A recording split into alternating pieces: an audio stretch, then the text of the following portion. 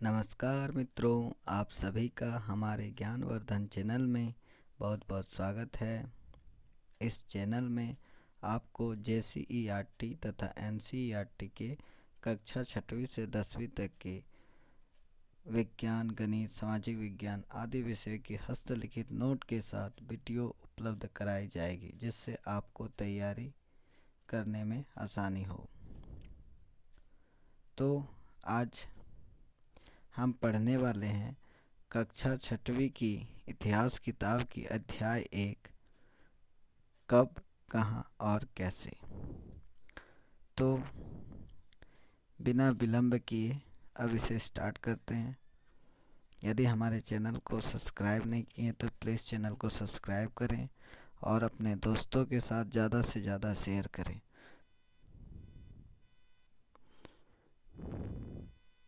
आज दुनिया ने खूब तरक्की कर ली है। खूबसूरत सड़कें, ऊंची इमारत, आधुनिक समाज की प्रगति का मानक बन गया।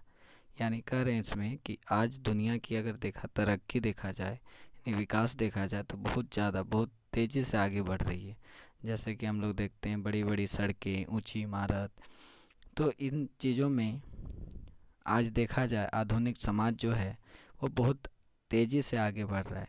यह विकास रातों रात नहीं हुआ। इसमें कहा जा रहा है कि यह विकास जो है यह एक दिन की बात नहीं, यह तुरंत नहीं हुआ है, यह रातों रात नहीं हुआ है। इंसान ने बैलगाड़ी से हवाई जहाज़ तक की विकास यात्रा भी एक दिन में पूरी नहीं की है कि बैलगाड़ी से फिर हवाई जहाज़ की यात्रा, इसे भी पूरा करने में लंबा समय लग गया। यहाँ तक पहुँचने में हजारों साल लगभग लग गए। किसी एक दिन की घटना की जानकारी के लिए हम समाचार पत्र, रेडियो, टेलीविज़न का सहारा लेते हैं, लेकिन बहुत वर्ष पहले क्या हुआ यह कैसे जान सकते हैं?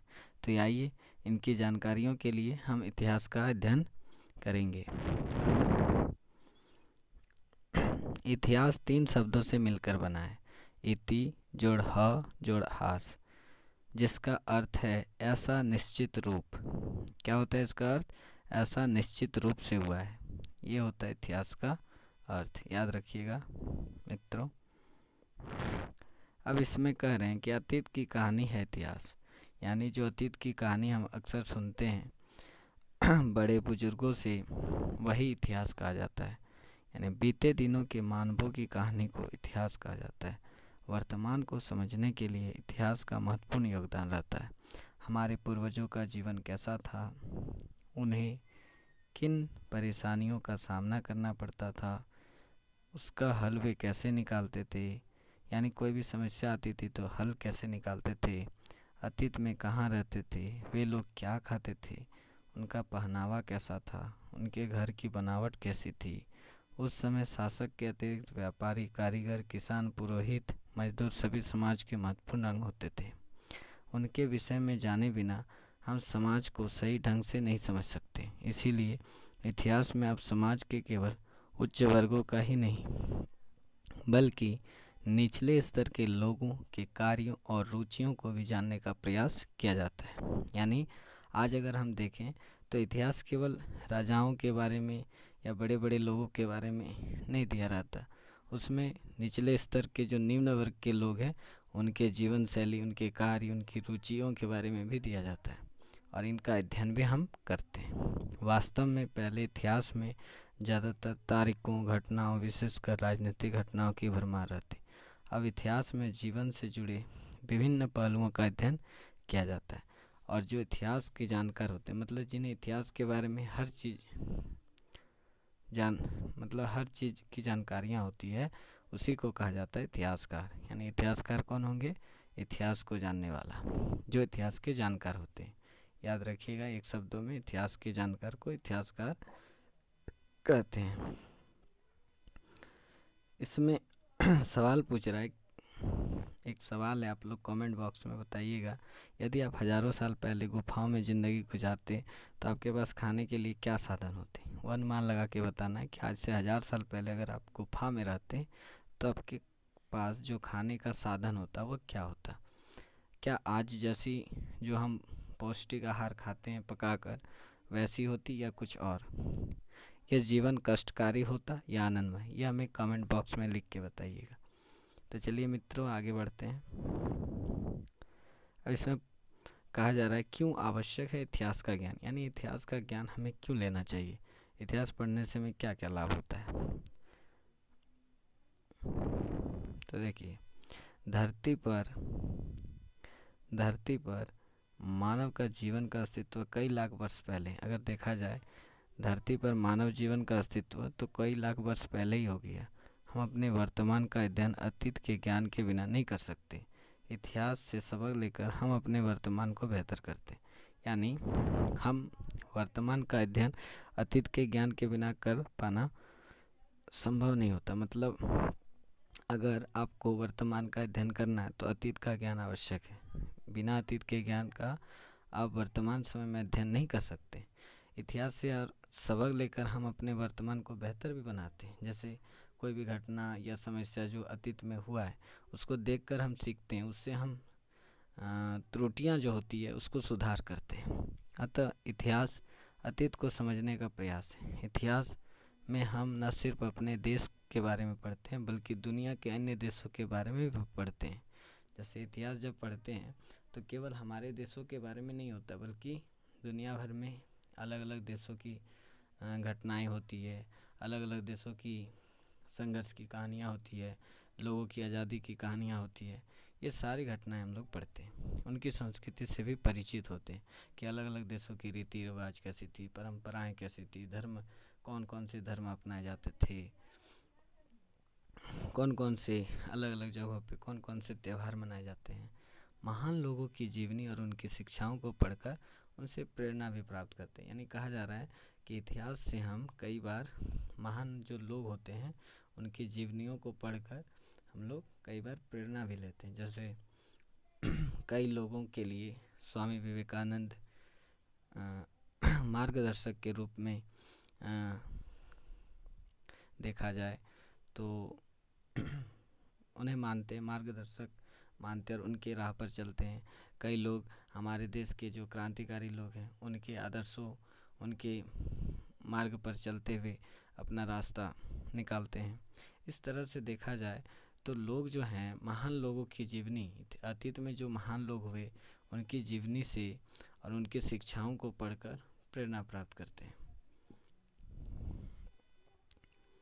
अब बात आती है कि अतीत में लोग कहाँ, मतलब प्राचीन समय में लोग कहाँ रहते थे, यह हमें जानना है। तो प्रकृति ने भारत को एक विशिष्ट भौगोलिक स्वरूप प्रदान किया।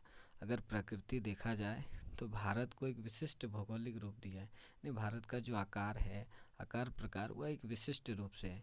यानी अगर उत्तर में आप देखें तो हिमालय पर्वत है, उसके तीनों ओर देखें पूर्व, पश्चिम और दक्षिण दिशा में तो वह जल से घिरा हुआ है। तो इसीलिए भारत को एक विशिष्ट भौगोलिक स्वरूप के रूप में देखा जाता है। उत्तर में देखें तो हिमालय पर्वत की एक ऊंची दीवार के समान इसकी रक्षा करता है। यानी हिमालय एक तरह से क्या करते हैं, हमारे देश की रक्षा करता है उत्तर की ओर से, क्योंकि यहाँ पे बड़े बड़े ऊंचे ऊंचे पर्वत हैं। इसके पूर्व, पश्चिम और दक्षिण में विशाल सागर है। अगर पूर्व दिशा में आप देखें, पश्चिम दिशा में देखें और दक्षिण में तो विशाल सागर है, बड़े बड़े। भारत में लाखों वर्ष पहले से लोग नर्मदा नदी के तट पर रह रहे हैं। ऐसा बताया जा रहा है कि भारत में जो लाखों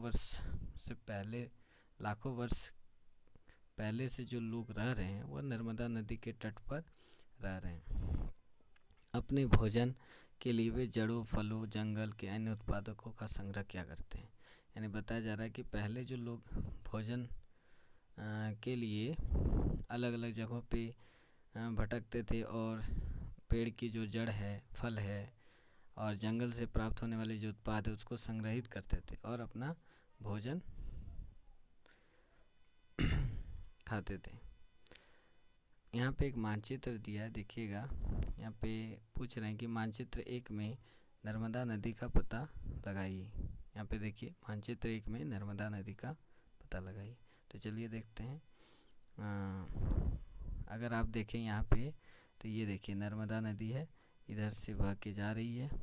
नर्मदा नदी का अगर देखें भारत में तो ये इधर से आप देखें तो ये पूर्व से पश्चिम की ओर बह के जा रही है और ये आपका अरब सागर में मिल रही है।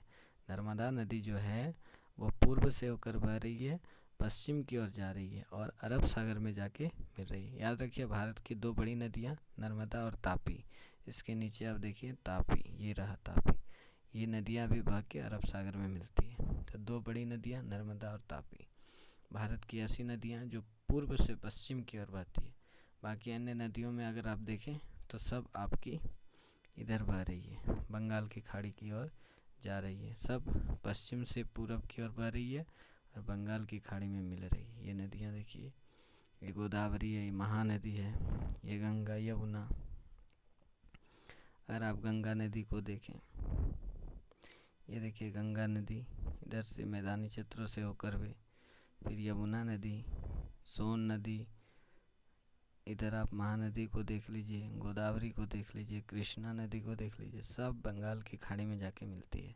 यानी पश्चिम से पूरब की ओर बह रही है। लेकिन नर्मदा और तापी जो है ये आपकी पूर्व से पश्चिम की ओर बहती है। अब इसमें और एक मानचित्र का पता लगाने बोला है। सुलेमान और किरथक की पहाड़ियाँ की पता लगाइए कि सुलेमान और किरथक की पहाड़ियाँ कहाँ हैं। तो चलिए देखते हैं मानचित्र में। ये देखिए आप पाकिस्तान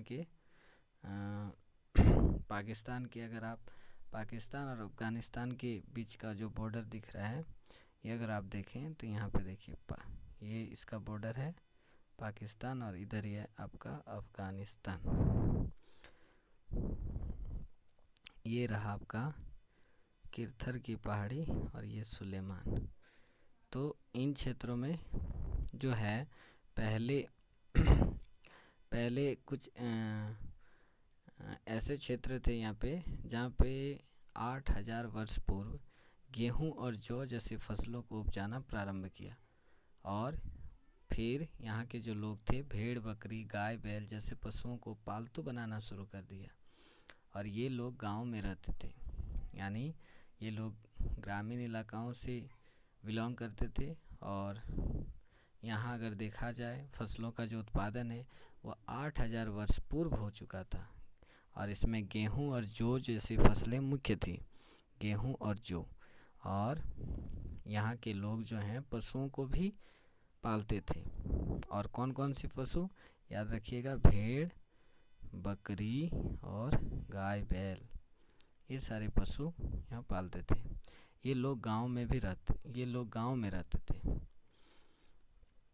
इसमें और एक मानचित्र का पता लगाने के लिए कहा जा रहा है उत्तर पूर्व में गारो तथा मध्य भारत में विंध्य पहाड़ियों का पता लगाइए। तो चलिए मानचित्र में देखते हैं विंध्य पहाड़ियाँ और गारो पहाड़ियाँ। ये देखिए आप, ये आपकी गारो पहाड़ियाँ हैं, यहाँ पे स्थित है। और विंध्य की पहाड़ियाँ, ये देखिए विंध्य की पहाड़ियाँ। तो इस तरह से आप मानचित्र में देखिए कि कौन सा पहाड़ियाँ किधर स्थित है, नदियाँ देखिए किधर से किधर बह रही है। ये अति आवश्यक है। अगर इसे आप करते हैं तो आने वाले अगली क्लास में आपको समझने में आसानी होगी। चलिए अब आगे बढ़ते हैं। ये कुछ ऐसे क्षेत्र है जहाँ कृषि का विकास हुआ। कहा जाता है जो गारो और विंध्य पहाड़ियाँ वहाँ पे कृषि का विकास हुआ, जहाँ सबसे पहले चावल उपजाया गया। यानी इन क्षेत्रों में देखा जाए तो सबसे पहले चावल उपजाया गया। गंगा तथा सोन नदी की तलाश कीजिए। मानचित्र 1 में कह रहे हैं, मानचित्र 1 जो है, मानचित्र 1 ये आपका है और इसमें बोल रहे हैं कि गंगा और सोन। तो ये रहा, देखिए सोन नदी इधर से बह के गंगा में मिल रही है और गंगा नदी तो आप जानते हैं भारत की सबसे लंबी नदी है। ये गंगा नदी है, इधर से होके बहती है। अगर आप देखें तो गंगा का अगर उद्भव स्थल की बात करें तो उत्तराखंड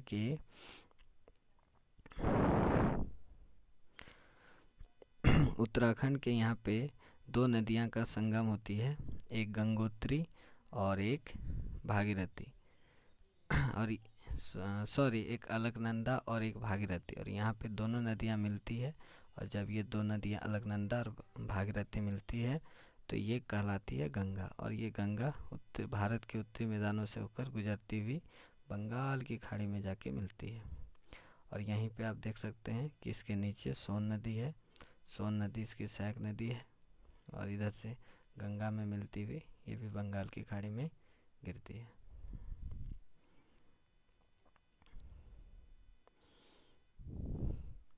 गंगा के दक्षिण में इन नदियों के आसपास का क्षेत्र प्राचीन काल में मगध के नाम से जाना जाता था। यानी गंगा का जो दक्षिण भाग है, यानी इस जगह की बात की जा रही है, गंगा का जो ये इलाका है, यहाँ पे प्राचीन समय में एक क्षेत्र हुआ करता था जिसको मगध के नाम से जाना जाता था। इसके शासक बहुत शक्तिशाली होते थे। यानी मगध का शासक एक समय कहा जाता है कि बहुत शक्तिशाली, बहुत पावरफुल होते थे। उनके एक विशाल राज्य की स्थापना की थी। यानी मगध का जो राजा था, उन्होंने विशाल साम्राज्य की स्थापना की थी। लोगों ने हमेशा उप महाद्वीप के एक हिस्से से दूसरे हिस्से तक यात्रा की। अब बात की जा रही है कि जो प्राचीन समय में लोग होते थे, वो उप महाद्वीप के एक हिस्से से दूसरे हिस्से तक यात्रा करने के लिए जाते थे। जैसे कोई व्यापारी के रूप में, तो कोई किसी चीज़ की खोज करने के लिए, या कोई किसी चीज़ के बारे में जानने के लिए आपस में एक स्थान से दूसरे स्थान तक जाते रहते थे। कोई भोजन की तलाश में जाते थे। ऊंचे पर्वतों, पहाड़ियों, रेगिस्तान, नदियों और समुद्रों के कारण यात्रा जोखिम भरी होती थी। लेकिन कहा जा रहा है कि ऊंचे ऊंचे पर्वत, पहाड़ी रहने के कारण, रेगिस्तान होने के कारण, बीच में नदियां होने के कारण, समुद्र के कारण जो यात्रा करते थे यात्री, उनके लिए ये काम बड़ा जोखिम भरा होता था, जान का खतरा होता था। फिर भी ये यात्रा उनके लिए असंभव नहीं था। मतलब ये यात्रा वो किसी तरह करते ही थे। पहाड़ी दर्रे भी संपर्क के रास्ते थे। यानी पहाड़ों के बीच का जो संकीर्ण भाग होता है उसे दर्रे कहा जाता है। यानी तो जो दर्रे होते थे, पहाड़ी दर्रे, वो भी संपर्क के रास्ते थे और सदियों तक लोग इनसे दोनों ओर आते जाते रहे। मतलब ये सदियों तक चलता रहा। ये रास्ता जो है सदियों तक इसका इस्तेमाल होता रहा। ये पहाड़ी दर्रे विचारों एवं संस्कृति के आदान प्रदान के भी मार्ग बने। यानी जैसे कि कोई दूसरे देश के लोग हमारे देश में आए तो वो अपनी संस्कृति सभ्यता से यहाँ परिचित करवाएं लोगों को, या उनकी संस्कृति सभ्यता से यहाँ के लोग परिचित हुए। उसी तरह हमारे देश के लोग जब किसी दूसरे देश में गए तो वहाँ की संस्कृति सभ्यता से परिचित हुए। लोग काम की तलाश में तो कभी प्राकृतिक आपदाओं के कारण एक स्थान से दूसरे स्थान जाया करते थे। यानी लोगों का एक स्थान से दूसरे स्थान जाने का कारण क्या था? तो कभी काम की तलाश के कारण, जैसे काम नहीं मिलता था गांव में तो दूसरी जगह जाते थे, और कभी कभी प्राकृतिक आपदाएं जैसे सुनामी, भूकंप, बाढ़ आने पर उनका जो जीविका होता था वो नष्ट हो जाता था, इसके कारण वो जाते थे। सेना दूसरे क्षेत्रों पर विजय प्राप्त करने के उद्देश्य से भी यात्रा करते थे। जो राजा महाराजा उस समय के होते थे, वे लोग अपनी सेनाओं को लेकर दूसरे राज्य में या दूसरे प्रांत में जाते थे। किस उद्देश्य से जाते थे? ताकि वो अपने साम्राज्य में वृद्धि कर सके। वहीं व्यापारी काफिले में भी और कभी जहाज़ों में यात्रा करते थे। धार्मिक गुरु लोगों को शिक्षा और सलाह देते हुए एक गांव से दूसरे गांव तक जाया करते थे। इन सभी यात्राओं से लोगों को एक दूसरे के विचारों का जानने का अवसर मिला। यानी एक दूसरे जगह की लोगों के विचार क्या है, लोगों की संस्कृति क्या है, ये जानने का मौका मिला। जैसे कि आप कभी अगर गांव से बाहर जाते हैं, कोई शहरों में जाते हैं, तो शहरों के बारे में आपको तरह तरह की बातें जानने को मिलती है जो कि आप पहले नहीं जानते हैं। और आप जब शहर में जाते हैं तो आपसे भी कोई ना कोई प्रभावित होते हैं जो गांव के बारे में जानते हैं। तो इस तरह से देखा जाए तो हमारे संस्कृतियों का आदान प्रदान होता है। अब इसमें एक सवाल पूछा जा रहा है कि आज लोग यात्रा क्यों करते हैं, इसका क्या कारण है? पहले के समय तो काम की तलाश है या प्राकृतिक आपदाओं के कारण एक स्थान से दूसरे स्थान जाया करते थे, लेकिन आज के लोग यात्रा क्यों करते हैं? तो इसका जवाब हमें कमेंट बॉक्स में बताइएगा। चलिए आगे बढ़ते हैं। देश का नाम, यानी कहा जा रहा है कि हमारे देश का जो नाम है, इंडिया, भारत, हिंदुस्तान, ये कौन कौन से लोगों ने हमारे देश का नाम इंडिया किसने रखा, भारत किसने रखा, हिंदुस्तान किसने रखा, तो इन्हीं के बारे में जानना है। अपने देश के लिए हम अपने देश के लिए हम इंडिया तथा भारत जैसे नामों का प्रयोग करते हैं। इंडिया शब्द इंडस से निकला है। इंडिया का जो शब्द है वह इंडस से निकला है, जिसे संस्कृत में सिंधु कहा गया है। यानी इंडस को संस्कृत भाषा में सिंधु कहा जाता है। ईरानी और यूनानियों ने सिंधु को हिंदोस तथा इंडोस अथवा इस नदी के पूर्व में स्थित भूमि प्रदेश को इंडिया कहा। यानी ईरानी लोग और यूनानी लोग, यूनानी अगर बात करें तो यूरोप महाद्वीप में यूनान एक देश है, तो वहाँ के लोग जो आए थे वे सिंधु का उच्चारण जो करते थे वो हिंदोस इंदोस इंदोस करते थे। और हिंदोस और यहाँ के नदी के पूर्व में स्थित जो भूमि होता था, यानी नदी के पूर्व में अगर आप देखें जो भूमि होता था उस इलाके को इन्होंने इंडिया कहा है। अगर आप मानचित्र में देखें तो बेहतर समझ में आएंगे। देखिए, ये अगर आप देखें तो यहाँ से ये सिंधु नदी जा रही है, ये देखिए ये सिंधु नदी है। और सिंधु नदी के अगर पूर्व वाला भाग देखें तो ये हमारा भारत है। तो यहाँ के जो भूमि में लोग रहते थे उसको इंडियन कहने, उसे मतलब इस भूमि पर रहने वाले जो लोग होते थे उस देश को उन्होंने इंडिया कह दिया। उन्होंने क्या कह दिया? इंडिया कह दिया। याद रखिएगा। तो इंडिया कौन कहा है हमारे देश को? तो यूनानियों और ईरानियों ने, ये दोनों ने हमारे देश को इंडिया नाम दिया है। भारत नाम का प्रयोग उत्तर पश्चिम में रहने वाले लोगों के एक समूह के लिए किया जाता था। उसके बाद भारत नाम का जो प्रयोग है वो उत्तर पश्चिम में रहने वाले जो लोग होते थे वे उसके एक समूह इसके प्रयोग करते थे। और आप इसका उल्लेख देखा जाए तो इसका उल्लेख ऋग्वेद में भी मिलता है। यानी भारत का उल्लेख आप देखें तो ऋग्वेद में भी मिलता है, महाभारतों में भी मिलता है, तब देख सकते हैं। बाद में इसका इस्तेमाल देश के लिए भी होने लगा। उसके बाद अरबों ने इस धरती को अल हिंद कहा। जो अरबी लोग आए हमारे देश में उन्होंने हमारी इस धरती को अल हिंद के नाम से पुकारा। और तुर्की जो थे, तुर्की जो देश थे वहाँ से जो लोग आए थे तुर्कों ने हमारे देश को हिंदुस्तान कहा। यानी एक क्रम याद रखिएगा, जैसे यूनानी और ईरानियों ने हमारे देश को इंडिया कहा, उसी तरह अरबों ने हमारे देश को अल हिंद कहा, तुर्कों ने हमारे देश को हिंदुस्तान कहा, और उत्तर पश्चिम में रहने वाले जो लोग थे उन्होंने हमारे देश को भारत कहा। इस तरह से आप देखें तो हमारे देश के अलग अलग नाम जो हैं वो किसने दिया ये याद रखिएगा।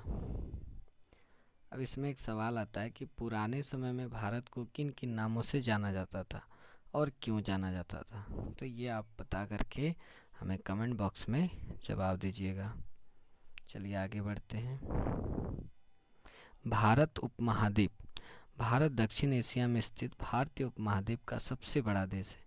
अगर आप एशिया महाद्वीप देखें तो एशिया महाद्वीप के दक्षिण भाग में जो हमारा देश है वह सबसे बड़ा है। मतलब एशिया महाद्वीप, भारत दक्षिण एशिया में स्थित भारतीय उपमहाद्वीप का सबसे बड़ा देश है। भारत क्षेत्रफल की दृष्टि से विश्व में 7वां और जनसंख्या के दृष्टिकोण से दूसरा सबसे बड़ा देश है। यानी भारत का अगर स्थान देखें आबादी में तो दूसरे स्थान पे आता है और पहले स्थान पे चीन आता है। उसी तरह क्षेत्रफल के अनुसार, यानी कितना बड़ा है भारत, उसके अनुसार अगर देखा जाए क्षेत्रफल के अनुसार कि भारत का क्षेत्र कितना है उसके अनुसार देखें तो ये 7वें नंबर पे आता है। पहले नंबर पे रूस आता है, दूसरे नंबर पे कनाडा आता है। इस तरह भारत का स्थान देखें तो 7वें नंबर पे है। दक्षिण एशिया को विशालता और एशिया महाद्वीप के शेष भाग से समुद्रों, पहाड़ियों, पर्वतों के द्वारा पृथक होने के कारण उपमहाद्वीप की संज्ञा दी। हमारे देश को उपमहाद्वीप क्यों कहा जाता है? तो एशिया महाद्वीप के जो शेष भाग है, शेष भाग से इसका एक विशिष्ट संबंध, पहले भी बता चुके हैं कि इसका संबंध जो है विशिष्ट है। यानी ये तीनों ओर समुद्रों से घिरा है और उत्तर में अगर आप देखें तो पहाड़ और पर्वतों से घिरा है। तो इसके समुद्र, पहाड़ी और पर्वतों के द्वारा पृथक होने के कारण इसे उप महाद्वीप की संज्ञा दे दी है। यानी भारत कैसा देश है? भारत एक उप महाद्वीप देश है, क्योंकि इस क्षेत्र का सबसे बड़ा देश भारत। अतः इसे भारतीय उपमहाद्वीप कहा जाता है। इसके अंतर्गत अन्य देश पाकिस्तान, बांग्लादेश, नेपाल, भूटान, श्रीलंका ये सब सम्मिलित हैं। चलिए मैप में देखते हैं कि जैसे अगर आप यहाँ पे देखें तो ये जो एरिया है ये आपका चीन है, इसके नीचे यहाँ पे आपका नेपाल है, यहाँ पे नेपाल है, यहाँ पे देखिएगा ये भूटान है, ये भूटान है, ये पाकिस्तान हो गया, ये अफ़गानिस्तान हो गया, इधर म्यांमार है, ठीक है, इधर आपका बांग्लादेश है। अभी वर्तमान में अगर देखें, वर्तमान मैप में बताएंगे कि कहाँ पे कौन सा देश है। ये बांग्लादेश है आपका। इस तरह से देखा जाए तो भारत एशिया महाद्वीप का दक्षिण छोर में स्थित है। पहले डायरेक्शन आप लोग याद रखिएगा, जो ऊपर में होता है मानचित्र में वो उत्तर दिशा होती है, नॉर्थ, और जो इधर होती है आपका राइट साइड में वह ईस्ट होता है, ईस्ट मतलब पूरब, और जो नीचे होता है वह होता है साउथ यानी दक्षिण, और जो आपका बायां हाथ यानी लेफ्ट हैंड जो होता है वे होता है वेस्ट, यानी नॉर्थ, साउथ, ईस्ट, वेस्ट। इस तरह डायरेक्शन याद रखिएगा। तो भारत के नॉर्थ में क्या है, हिमालय, साउथ में क्या है, हिंद महासागर, ईस्ट में क्या है आपका बंगाल की खाड़ी, वेस्ट में क्या है, अरब सागर।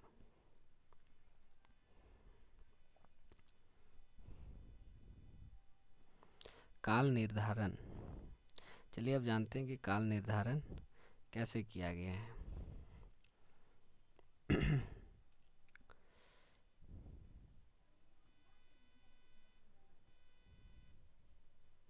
काल के आधार पर इतिहास को जो है 3 भागों में बांटा गया है। एक प्राग ऐतिहासिक काल है, दूसरा ऐतिहासिक काल है, तीसरा आद्य ऐतिहासिक काल है। अब हम जानेंगे कि प्राग ऐतिहासिक काल क्या होता है, ऐतिहासिक काल क्या होता है, और आद्य ऐतिहासिक काल क्या होता है।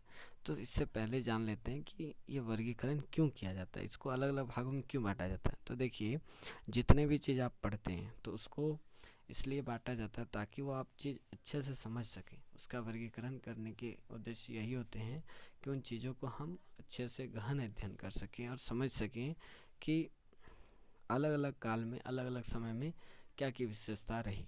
क्योंकि अगर हम एक साथ पढ़ें तो पता नहीं चलेगी कि कौन से काल में क्या विशेषता उसकी रही होगी। लिखने की कला सीखने से पहले मानव लाखों वर्षों पहले तक इस धरती पर रह चुका था। यानी कहा जा रहा है कि लिखने की कला जो है वो तो बहुत बाद में सीखा। मनुष्य ने लिखने तो बहुत बाद में सीखा। पहले तो वो चलना सीखा होगा, फिर भोजन की तलाश करना सीखा होगा कि शिकार कैसे किया जाता है। धीरे धीरे धीरे धीरे शिकार करते हुए वह देखने लगा कि अगर हम जानवरों, पशुओं को मारते हैं तो ये एक दिन समाप्त हो जाएगा, तो हम खाएंगे कि। इसलिए उन्होंने पशुओं को पालतू बनाना प्रारंभ कर दिया। फिर धीरे धीरे आग की खोज हुई, आग की खोज हुई तो भोजन बनाना सीख लिया, पकाना सीख लिया। उसके बाद पहियों की खोज हुई। इस तरह धीरे धीरे धीरे धीरे मनुष्यों ने हर तरह की चीज़ों का आविष्कार किया। तो वही कह रहा है कि लिखने की कला सीखने से पहले मानव लाखों वर्षों पहले इस धरती पर आ चुका था। जिस काल में मनुष्य को कोई लिखित साक्ष्य नहीं मिलता उसे प्राग ऐतिहासिक काल कहा जाता है। यानी वह काल जिसमें कोई लिखित साक्ष्य नहीं है, कोई लिखित एविडेंस नहीं है, उस काल को हम क्या कहते हैं, प्राग ऐतिहासिक काल। मतलब सीधा बात में अगर कहा जाए तो वह काल जिसमें मनुष्य का कोई लिखित रूप नहीं मिलता है, लिखित कोई एविडेंस, साक्ष्य जो है वह नहीं मिलता है, उसे प्राग ऐतिहासिक काल कहेंगे। बाद में मानवों ने लिखना सीखा। बहुत समय बाद जो है मनुष्य लिखना सीख लिया। अब मानव की प्रकृति की कहानी के उस भाग को हम इतिहास कहते हैं। जब मानव लिखना शुरू किया तो उस भाग को हम इतिहास के नाम से जानते हैं, जिसके लिए लिखित विवरण मिलते हैं लेकिन इसको पढ़ा नहीं जा सका। आद्य ऐतिहासिक काल उसे कहते हैं। इसमें लिखित साक्ष्य मिले लेकिन उसे अभी तक पढ़ा नहीं गया। सॉरी, इसमें एक लाइन छूट रही है, फिर से हम रिपीट करते हैं। देखिए, इसमें कह रहे हैं मानव की प्रकृति की कहानी, उस भाग को, मानव की प्रकृति की कहानी जिसमें लिखी गई है उस भाग को हम इतिहास कहते हैं, जिसके लिए लिखित विवरण मिलते हैं। आद्य ऐतिहासिक काल किसे कहते हैं, तो आद्य ऐतिहासिक काल उसे कहते हैं जिसमें लिखित साक्ष्य मिले हैं। लिखित मतलब मानव के द्वारा लिखित कोई साक्ष्य मिला है लेकिन उसे अभी तक पढ़ा नहीं गया। मतलब इसे लिखित साक्ष्य तो मिला है, लेकिन इसे अभी तक कोई भी पढ़ नहीं पाया है। तो ऐसे काल को हम क्या बोलेंगे? आद्य ऐतिहासिक काल। प्राग ऐतिहासिक काल में तो कोई साक्ष्य नहीं मिला, आद्य ऐतिहासिक काल में अगर साक्ष्य मिला तो वो पढ़ा नहीं गया है। और इतिहास में मानव की प्रकृति की कहानी हमें देखने को मिलती है, यानी इसमें लिखित विवरण है और इसे पढ़ा भी गया है। अब अतीत की जो जानकारियाँ हैं ये समझते हैं। अतीत को जानने के लिए कई माध्यम हैं जिसकी सहायता से हम हजारों साल पहले की बातों को जान सकते हैं। देखिए, एक पुस्तक एक माध्यम है जिसके द्वारा हम आज से हजारों साल सदियों साल पहले क्या हुआ ये सब हम जानकारियाँ प्राप्त करते हैं। यानी पुस्तक एक माध्यम है अतीत की जानकारी के लिए। उस ज़माने में आज की तरह प्रिंटिंग मशीन नहीं होती थी। अगर आज से बात करें हजारों साल पहले, तो कोई प्रिंटिंग मशीन नहीं हुआ करती थी, कोई छपाई की मशीन नहीं हुआ करती।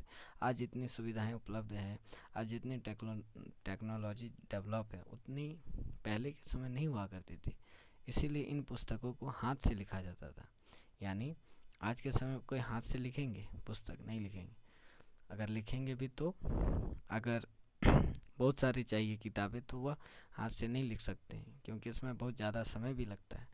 तो पहले के समय में इस तरह की सुविधा नहीं होने के कारण पुस्तकों को जो लोग लिखते थे वो हाथों के द्वारा लिखते थे, जिसे हम पांडुलिपि के नाम से जानते हैं। यानी प्राचीन समय में हाथों के द्वारा जो लिखा जाता था उसे पांडुलिपि कहा जाता था। पांडुलिपि को अंग्रेजी में मैन्यूस्क्रिप्ट कहा जाता है, जो लैटिन शब्द मेनू से बना है, जिसका अर्थ है हाथ। यानी मेनू का क्या अर्थ है? हाथ। याद रखिएगा। तो हाथों के द्वारा जो लिखी जाती थी पहले पुस्तक, उसे पांडुलिपि कहते थे, और इसे अंग्रेजी भाषा में मैन्यूस्क्रिप्ट कहते हैं। और ये जो भाषा लिया गया वह लैटिन भाषा से लिया गया है, जिसका अर्थ होता है हाथ। इस तरह से पांडुलिपि का मतलब यहाँ पे दिया गया है। अब ये पांडुलिपि होता था, इसका प्रयोग कैसे लोग करते थे ये हमें जानते हैं। देखिए, ये पांडुलिपियाँ प्राय ताड़पत्रों अथवा हिमालय क्षेत्र में उगने वाले भोज नामक पेड़ की छाल की विशेष रूप से तैयार भोजपत्र पर लिखी मिलती है। यानी पांडुलिपियाँ की जो ताड़पत्र पांडुलिपियाँ जो होती थी वह दो चीज़ों पर लिखी जाती थी, या तो ताड़पत्रों में या हिमालय क्षेत्र में पाई जाने वाली जो भोज नाम का एक पेड़ था उसकी छाल से लिखी जाती थी। इतने वर्षों में कई पांडुलिपियाँ नष्ट हो गई, फिर भी कुछ पांडुलिपियाँ आज भी सुरक्षित है। अब देखिए, इतने साल पहले, आज से हजारों साल लाखों साल पहले की बात कही जा रही है, उतने समय पहले जो लिखा गया चीज़ है, आज से 5,000 4,000 साल पहले जो चीज़ लिखा गया है उनमें से बहुत सारी पांडुलिपियाँ नष्ट भी हो गई है और कुछ पांडुलिपियाँ आज भी सुरक्षित है, ऐसा कहा जाता है। इतिहास की जानकारी के लिए पुस्तकें एक सशक्त माध्यम है। अगर इतिहास की जानकारी आपको चाहिए तो पुस्तक वह माध्यम है जिसके द्वारा आपको वह ज्ञान देता है। वेद भारत का सबसे पुराना ग्रंथ है। उसी तरह हम जानते हैं कि वेद जो है, वेद वह भारत का सबसे प्राचीन ग्रंथ है, पुराना ग्रंथ है। तो पूछा जाए सवाल कि भारत का सबसे पुराना ग्रंथ, तो वेद बताइएगा। उपनिषद, महाकाव्य, उपनिषद जो है, महाकाव्य मतलब जैसे रामायण महाभारत हो गया, पुराण, बौद्ध, जैन धार्मिक साहित्यों में इतिहास की भी जानकारियाँ मिलती हैं। इतिहास की जानकारियाँ, अगर भारत के इतिहास की जानकारी देखा जाए तो वेद के अलावा उपनिषदों में मिलती है, महाकाव्य जैसे रामायण महाभारत, पुराण, बौद्ध, जैन धार्मिक साहित्य, इन सभी में मिलती है। इसमें धार्मिक मान्यता एवं व्यवहारों, राजाओं की जिंदगी और सिद्धियों पर भी चर्चा की गई कि राजाओं का व्यवहार कैसा होता था, उनकी धार्मिक मान्यता क्या होती थी, वे किस तरह से शासन करते थे, राजाओं की ज़िंदगी कैसी होती थी, कोई भी औषधियों की जो खोज होती थी वह कैसे होती थी, औषधियों का उपचार कैसे किया जाता था, और कोई भी रोगियों का उपचार कैसे किया जाता था औषधियों से, इन सभी चीज़ों के बारे में हमें जानकारियाँ मिलती है। चंद्रगुप्त मौर्य के प्रधानमंत्री चाणक्य की रचना। चंद्रगुप्त मौर्य कौन थे? एक महान सम्राट थे जिन्होंने पूरे भारतवर्ष में अपना साम्राज्य फैलाया हुआ था, और इनके जो गुरु थे उनका नाम था चाणक्य। चाणक्य की रचना अर्थशास्त्र, यानी चाणक्य जो थे उन्होंने एक पुस्तक लिखी थी अर्थशास्त्र। उसमें भी हमें भारत के इतिहास के बारे में जानकारियाँ मिलती है। इसके अलावा कश्मीरी कवि कलहन की राज तरंगी नामक एक पुस्तक थी, उसमें गैर धार्मिक मतलब राज तरंगनी जो नामक पुस्तक थी, इससे भी हमें कई जानकारियाँ मिलती है भारत के इतिहास के बारे में। और इन किताबों से हमें भारतीय इतिहास को समझने में भी आसानी होती है।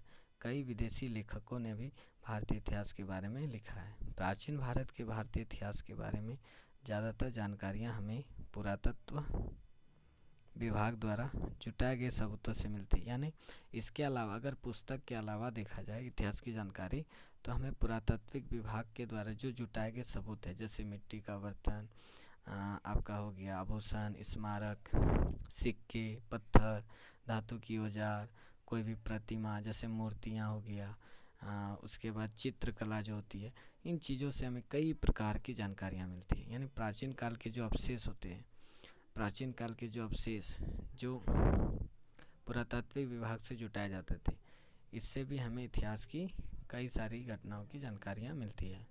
और प्राचीन काल के अवशेषों के अध्ययन को पुरातत्व विज्ञान कहा जाता है। यानी प्राचीन काल का जो अवशेष मिला है, अवशेष चाहे वह किसी वस्तु का हो या किसी मृत जीव जंतु पेड़ पौधे का हो, तो उसके अध्ययन को पुरातत्व विज्ञान कहता है। मतलब जो उसके अध्ययन मतलब एक तरह से ऐसे समझ लीजिए कि प्राचीन काल के अवशेषों के अध्ययन जो करते हैं वह पुरातत्व विज्ञान कहलाते हैं।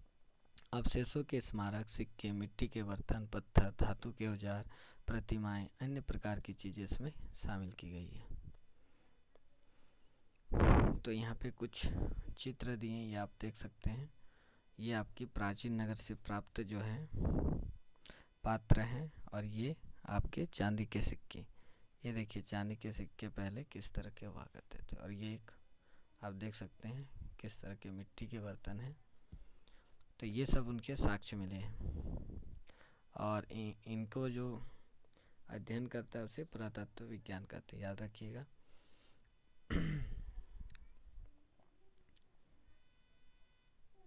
स्मारक में प्राचीन इमारतें, मूर्तियाँ, मंदिर आती है। स्मारक में अगर बोला जाए तो इमारतें आती है, इसमें बड़े बड़े जो इमारत होती थी, यानी बड़े बड़े जो आज के समय जो बिल्डिंग आप देखते हैं उसी तरह, और जो मंदिर और मूर्तियाँ होती थी, ये सब स्मारक में आते हैं। इनसे विभिन्न युगों की सामाजिक, धार्मिक, आर्थिक परिस्थितियों की जानकारियाँ मिलती है। शिलाओं, खम्भों, पत्थरों की दीवारों या मिट्टी के पत्थर के छोटे फलकों पर उकेरे गए लेख भी हमारी जानकारी के महत्वपूर्ण माध्यम है। यानी पहले जो पत्थरों में लिखा जाता था, बड़े बड़े खम्भों में जो लिखा जाता था, दीवारों में जो लिखा जाता था, या मिट्टी के बर्तन, पत्थर के छोटे फलक जो होते थे, उसमें जो उकेरा जाता था लेख, उन सभी से हमें इतिहास की जानकारियाँ मिलती है। उत्कीर्ण लेखों के अध्ययन को एपिग्राफी कहा जाता है। यानी जो उत्कीर्ण लेखों की मतलब जो उकेरा गया लेख है उसकी जो अध्ययन करते हैं उसे एपिग्राफी कहा जाता है। लिखने की सबसे पुरानी प्रणाली हड़प्पा की मुद्राओं में पाई गई। यानी लिखने की कला अगर देखा जाए तो सबसे पहले हड़प्पा की मुद्रा जो थे, हड़प्पा की जो करेंसी था उसमें पाया गया, लेकिन उसे पढ़ने में अभी तक सफलता नहीं मिली, लेकिन आज तक कोई उसे पढ़ नहीं सका। सिक्के भी ऐतिहासिक जानकारी के स्रोत हैं। प्राचीन काल में चांदी, सोने, तांबे के सिक्के प्रचलन में थे। पहले के समय में अगर देखा जाए तो जो सिक्के चलते थे, जो कॉइन चलता था, वह चांदी का होता था, सोने का होता था, तांबे का होता था। आज के समय में देखिए स्टील का होता है। देश में पहली बार लिखित स्वर्ण के सिक्के हिंद यवन शासकों ने चलाए। यानी हिंद यवन शासक जो आए उन्होंने सबसे पहले स्वर्ण के सिक्के चलाए, यानी सोने के सिक्के। स्वर्ण मतलब सोने के सिक्के।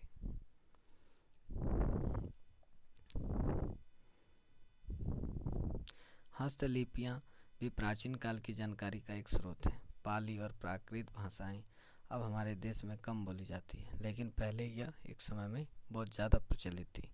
कई किताबें संस्कृत और अरबी भाषा में भी है। दक्षिण भारत में बोली जाने वाले तमिल भाषा में काफ़ी पुराना साहित्य मिलता है। उसी तरह दक्षिण भारत में अगर आप जाएं तो तमिल भाषा में जो साहित्य मिला है वो बहुत ही पुराना है।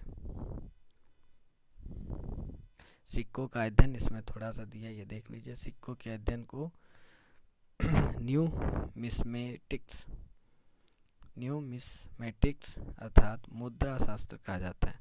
दक्षिण भारत में अरिमेंडू नामक स्थान पर खुदाई में रोमन सिक्के मिले हैं, जिससे प्राचीन काल में रोम तथा दक्षिण भारत के बीच व्यापारिक संबंध का पता चलता है। यानी सिक्के से भी हमें पता चलता है कि कौन कौन से व्यापारी देश यहाँ पे आए या व्यापार किए, उनके सिक्के या उनके मुद्राओं से हमें पता चलता है।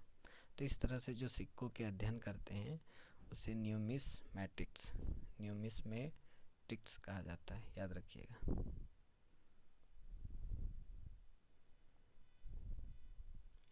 अब कुछ झारखंड के बारे में, प्राचीन काल के बारे में दिए हैं, ये भी देख लीजिए। प्राग ऐतिहासिक काल में छोटा नागपुर, जो कि अभी झारखंड में, घनघोर जंगल से घिरा हुआ था। यानी आज जैसे हमारा झारखंड है वैसे प्राचीन समय में नहीं हुआ करता था। प्राचीन समय में यहाँ पे बहुत पेड़ पौधे जंगल हुआ करते थे, घने घने जंगल हुआ करते थे। भौगोलिक स्थिति इस क्षेत्र को काफ़ी लाभ मिला। भौगोलिक स्थिति में देखा जाए तो इस क्षेत्र को बहुत ज़्यादा लाभ मिला। गुप्त वंश के शासकों और गौड़ शासक शशांक को छोड़कर प्राचीन भारत के किसी राजवंश ने इस क्षेत्र में अधिक समय तक शासन नहीं किया। यानी दो ऐसे शासक थे जिन्होंने लंबे समय तक यहाँ शासक किया, वो था गुप्त वंश और गौड़ शासक का शशांक। झारखंड के विभिन्न जिलों में पाषाणकालीन औजार उपकरण बड़ी मात्रा में पाई गई है। यानी कहा जा रहा है कि झारखंड के बहुत सारे ऐसे ज़िले हैं जहाँ पे पाषाणकालीन जो औजार मिले हैं और उपकरण जो मिले हैं वो बड़ी मात्रा में मिले हैं। पुरातात्विक के अनुसार झारखंड में आदिकाल से मानव रहते आ रहे हैं। हजारीबाग जिले में में एक समतल शिलाखंड पर प्राग ऐतिहासिक मानव द्वारा की गई चित्रकारी का नमूना प्राप्त हुआ है। यानी ऐसा बताया जा रहा है पुरातत्वविदों के द्वारा कि झारखंड जो हमारा राज्य है, यहाँ पर भी प्राचीन समय में यानी आदिकाल में मानव रहते थे। और इनकी जानकारियाँ हमें कहाँ से मिली है, तो शिलाखंड में जो चित्रकारी की गई है। कई स्थलों से कुल्हाड़ी, फलक, बेधनी, खुरचनी, बेधक, तछनई, पत्थर आदि निर्मित हथियार प्राप्त हुए हैं। यानी इनके द्वारा जो हथियार बनाए जाते थे पहले, वे हथियार प्राप्त हुए हैं। यानी पहले मानव जो है पहले पत्थरों के हथियार बनाते, तब खनिजों की खोज नहीं हुई थी, लोहे, तांबे इनकी खोज नहीं हुई थी, तब लोग पत्थरों के हथियार बनाते थे। धीरे धीरे जब खनिजों की खोज हो गई तो अब इनके भी हथियार बनने लगे। अब आगे देखते हैं। छोटा नागपुर में असुर जनजाति को सबसे पुरानी जनजाति माना जाता है। छोटा नागपुर में जो असुर जनजाति है, याद रखिएगा, सबसे पुराना जाति है। यानी झारखंड जो वर्तमान में झारखंड है, यहाँ की सबसे पुरानी जनजाति पूछा जाए तो असुर जनजाति कहिएगा। यहाँ उसके समय की ईंट पाई गई है जिसकी लंबाई 17 इंच, चौड़ाई 10 इंच, मोटाई 3 इंच। यह प्राग ऐतिहासिक असुर सभ्यता एक ही कोटि की थी। रांची गेजेटियर 1917 में असुरकालीन बहुत से अवशेष के आधार पर यह निष्कर्ष प्रस्तुत किया गया कि मुंडा उराव जाति के आगमन के पूर्व इस क्षेत्र में एक भिन्न सभ्यता विकसित थी। संभव है यह सभ्यता असुर जनजाति की रही होगी। प्राचीन काल में झारखंड से होकर वर्तमान उड़ीसा, मध्य प्रदेश, उत्तर प्रदेश तक अनेक रास्ते थे। उन मार्गों में सेना, व्यापारी, तीर्थयात्री गुजरते थे। इस तरह से देख लीजिए, इस तरह से कि झारखंड के बारे में थोड़ी बहुत इसमें जानकारियाँ दी है, इसको याद रखिएगा। तो आज यहीं तक रहने देते हैं दोस्तों। तो अभ्यास के प्रश्नों का हल हम अगले वीडियो में करेंगे। तब तक के लिए धन्यवाद। हमारे चैनल को अगर अभी तक सब्सक्राइब नहीं किए तो प्लीज़ चैनल को सब्सक्राइब कर दें और बेल आइकन को दबा दें।